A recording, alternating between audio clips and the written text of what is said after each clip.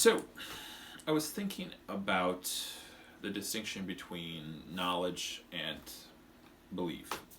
And this probably shouldn't come as much of a surprise to you guys. It feels like I've done videos and maybe even talked with you guys about subjects that are at least a little bit tangentially related to this, so it feels that way anyways.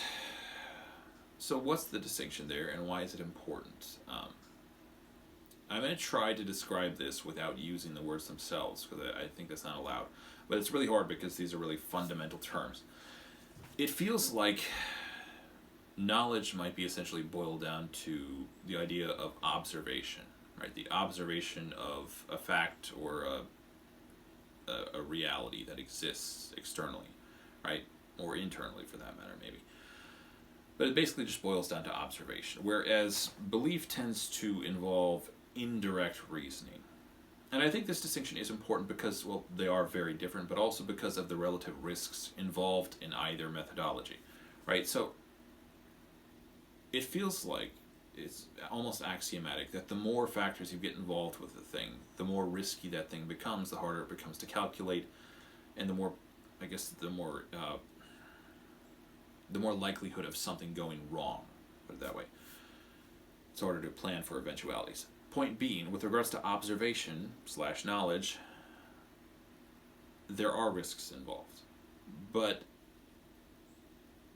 I think the risks involved with knowledge are relatively low, right? I mean, there's the assumptions we make, the fundamental assumptions that we make, the ones that we make every day, and they're so fundamental we don't really think about them. There's the way in which we interpret the world, there's, I don't know, whatever you want to put in there. But there are risks involved with observation. But there's orders of magnitude more risk involved, like with an actual cognitive extrapolation or indirect reasoning, like a belief, right?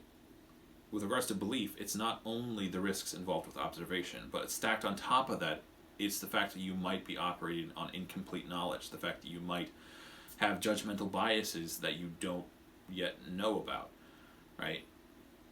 And because of that, beliefs, indirect reasoning, far more risky. Now, to be fair, on the stupid brain,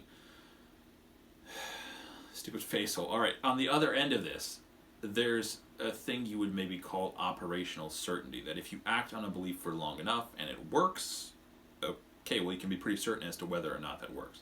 But again, like, as far as methodology is concerned, just on the face of it, it feels like knowledge, far more certainty than you can be about an indirect reasoning or a belief. Now, with regards to atheists, I feel like they tend to think they don't participate in belief. That is respectfully balderdash. It's hard to get through life. I think it's, I would say, almost impossible to get through life without having beliefs and or acting upon those beliefs.